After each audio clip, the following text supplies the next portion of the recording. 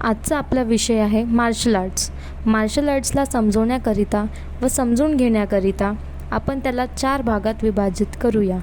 चला याचे 4 प्रकार बघूया.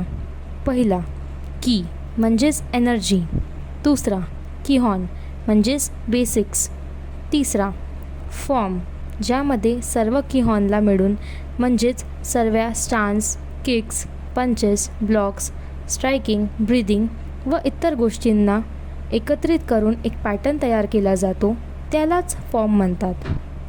याच फॉर्मला जॅपनीजमध्ये काता, कोरियनमध्ये पुमसे, चायनीजमध्ये तावलू म्हटल्या जातात.